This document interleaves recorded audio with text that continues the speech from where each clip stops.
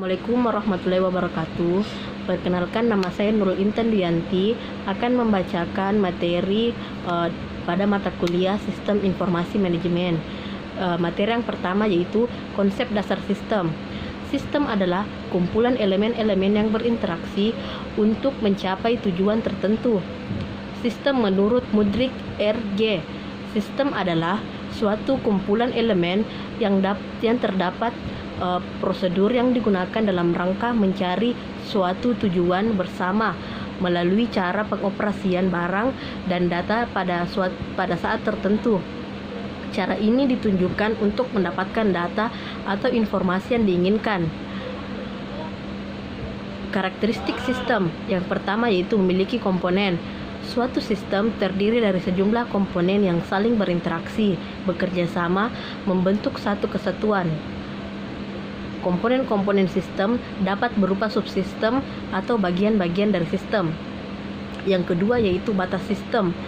Batas sistem merupakan daerah yang membatasi antara suatu sistem yang lainnya atau dengan lingkungan luarnya. Batas sistem menunjukkan ruang lingkup dari sistem tersebut. Yang ketiga yaitu lingkungan luar sistem, ialah apapun di luar batas dari sistem yang mempengaruhi operasi sistem. Yang keempat yaitu penghubung sistem atau interface, merupakan media penghubung antara subsistem dengan subsistem lainnya. Penghubung ini memungkinkan sumber daya mengalir dari satu subsistem ke subsistem lainnya. Yang kelima yaitu masukan sistem atau input, merupakan energi yang dimasukkan ke dalam sistem. Masukan dapat berupa masukan perawatan atau maintenance input dan masukan sinyal atau signal input. Yang keenam yaitu keluaran sistem atau output, merupakan hasil dari energi yang telah diolah dan yang bermanfaat. Yang ketujuh yaitu pengolah sistem atau proses, merupakan bagian yang memproses masukan untuk menjadi keluaran yang diinginkan. Dan yang kedelapan yaitu sasaran sistem atau objektif. Kalau suatu sistem tidak memiliki sasaran, maka operasi sistem tidak akan ada gunanya. Kalau sistem dikatakan berhasil bila mengenai sasaran atau tujuan yang telah direncanakan. Klasifikasi sistem. Yang pertama yaitu sistem abstrak. Sistem abstrak merupakan sistem yang berupa pikiran atau ide-ide yang tidak tampak secara fisik atau sistem teologi. Yang kedua yaitu sistem fisik. Sistem fisik diartikan sebagai sistem yang nampak secara fisik sehingga setiap makhluk dapat melihatnya, atau contohnya yaitu sistem komputer. Yang ketiga yaitu sistem alamiah. Sistem yang terjadi melalui proses alam, tidak dibuat oleh manusia. Contohnya yaitu sistem tata surya, sistem galaksi, sistem reproduksi, dan lain-lain. Yang keempat yaitu sistem buatan manusia. Sistem ini sistem yang dirancang oleh manusia. Sistem buatan yang melibatkan interaksi manusia. Contohnya yaitu sistem akuntansi, sistem informasi, dan lain-lain. Yang kelima yaitu sistem tertentu atau deterministik sistem. Sistem yang beroperasi dengan tingkah laku yang sudah dapat diprediksi. Interaksi bagian-bagiannya dapat dideteksi dengan pasti sehingga keluaran dari sistem dapat diramalkan. Contohnya yaitu sistem komputer. Yang keenam yaitu sistem tak tertentu. Sistem yang kondisi masa depannya tidak dapat diprediksi karena mengandung unsur probabilitas. Contohnya yaitu sistem manusia. Yang ketujuh yaitu sistem terbuka atau open system. Sistem yang berhubungan dan berpengaruh dengan lingkungan luarnya. Yang kedelapan yaitu sistem tertutup atau closed system, yaitu sistem yang tidak berhubungan dan tidak berpengaruh dengan lingkungan luarnya. Sistem ini bekerja secara otomatis tanpa adanya campur tangan dari pihak luar. Materi yang kedua yaitu konsep data. Klasifikasi data. Klasifikasi data dibagi menjadi beberapa bagian, yaitu berdasarkan sumber data. Yang pertama yaitu data internal. Data internal adalah sebuah data asli yang menguraikan situasi dan kondisi pada suatu organisasi secara internal. Data ini dihasilkan melalui penelitian sendiri. Yang kedua yaitu data eksternal. Data eksternal adalah data yang menguraikan situasi dan kondisi yang berada di luar organisasi. Biasanya data ini didapat dari hasil penelitian orang lain. Klasifikasi data berdasarkan cara memperolehnya. Yang pertama yaitu data primer. Data primer adalah data yang diambil atau dikumpulkan secara langsung dari objek penelitian oleh seorang peneliti maupun organisasi. Yang kedua yaitu data sekunder. Data yang diperoleh tidak secara langsung dari objek penelitian, namun sudah dikumpulkan oleh pihak lain dengan berbagai metode, baik secara komersial maupun non-komersial. Selanjutnya yaitu klasifikasi data berdasarkan waktu pengumpulan. Yang pertama yaitu data cross section atau data yang menunjukkan titik waktu tertentu, misalnya setahun. Yang kedua yaitu time series atau berkala, data yang menggambarkan sesuatu dari waktu ke waktu atau periode secara historis. Pembagian data menurut jenisnya yaitu pertama data kuantitatif. Data kuantitatif ini data yang berupa angka-angka. Yang kedua yaitu data kualitatif, ialah data yang berupa kata-kata yang mengandung sebuah makna. Klasifikasi data berdasarkan sifatnya yaitu pertama data diskrit atau data yang nilainya adalah bilangan asli, bukan berupa pecahan angka. Dan yang kedua yaitu data kontinu, adalah data yang nilainya ada pada interval tertentu atau berada pada nilai yang satu ke nilai yang lainnya. Nilainya bisa juga berupa pecahan. Nilai data, mean, median, dan modus. Data kelompok adalah bahasan materi statistika dalam analisis ukuran pemusatan data. Banyaknya data yang diperoleh dari sebuah penelitian sering disajikan dalam data kelompok. Hal ini dikarenakan agar data yang disajikan lebih sederhana dan mudah dibaca atau dianalisis.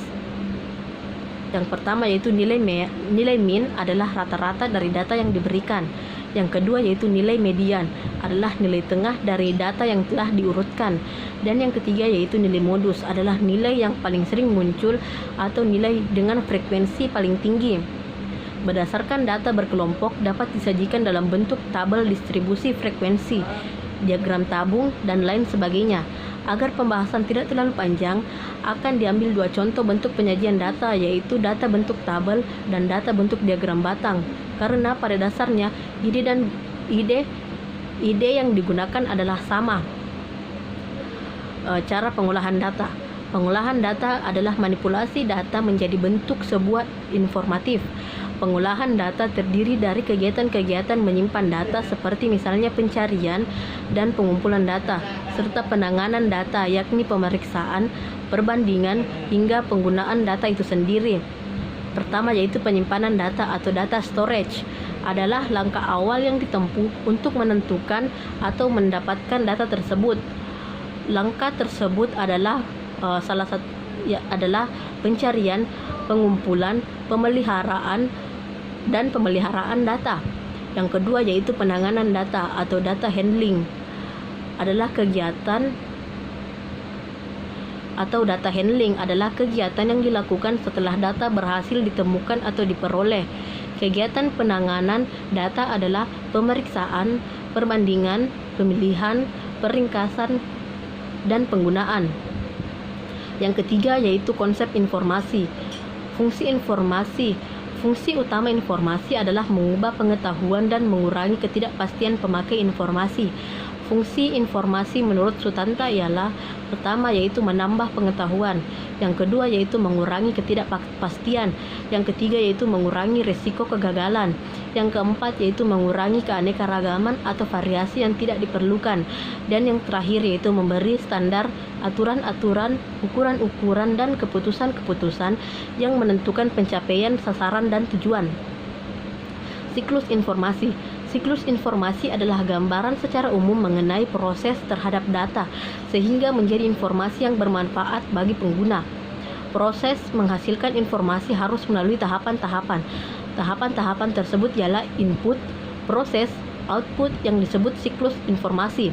Artinya, bila telah sampai pada tahap output, maka output tersebut dapat dijadikan input kembali. Demikian seterusnya proses pengolahan data menjadi informasi. Jenis-jenis informasi. Yang pertama yaitu berdasarkan fungsi dan kegunaannya dibagi menjadi dua, yaitu Satu, informasi menambah pengetahuan dan informasi yang mengajari pembaca. Yang kedua yaitu berdasarkan format penyajian. Informasi yang berdasarkan bentuk penyajiannya ini antara lain berupa tulisan teks, gambar karikatur, foto ataupun lukisan abstrak. Yang ketiga yaitu berdasarkan lokasi kejadian. Informasi yang berdasarkan lokasi kejadian yang sedang berlangsung, baik informasi dari dalam negeri maupun dari luar negeri. Yang keempat yaitu berdasarkan bidang kehidupan.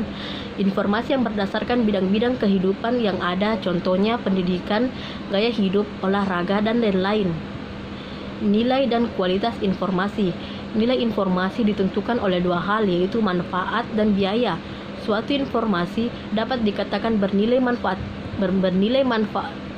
bila manfaatnya lebih efektif dibandingkan dengan biaya untuk mendapatkannya. Pengukuran nilai informasi biasanya dihubungkan dengan analisis cost efektif atau cost benefit. Kualitas informasi tergantung dari tiga, yaitu akurat, tepat waktu, dan relevan. Materi yang ketiga yaitu konsep dasar sistem informasi. Komponen sistem informasi. Sistem informasi terdiri dari komponen-komponen yang disebut istilah blok bangunan atau building block, yang terdiri dari 1 blok masukan, 2 blok model, ketiga blok keluaran, yang keempat yaitu blok teknologi, yang kelima blok basis data, yang keenam blok kendali. Jenis sistem informasi pertama yaitu sistem informasi akuntan, sistem informasi rumah sakit, sistem informasi pemasaran, sistem informasi manajemen persediaan, sistem informasi personalia, sistem informasi distribusi, sistem informasi pembelian, sistem informasi kekayaan, sistem informasi analisis kredit, sistem informasi penelitian dan pengembangan, dan sistem informasi teknik. Perencanaan sistem informasi. Yang pertama yaitu mengkaji tujuan, strategi, dan taktik. Selanjutnya yaitu mengidentifikasi.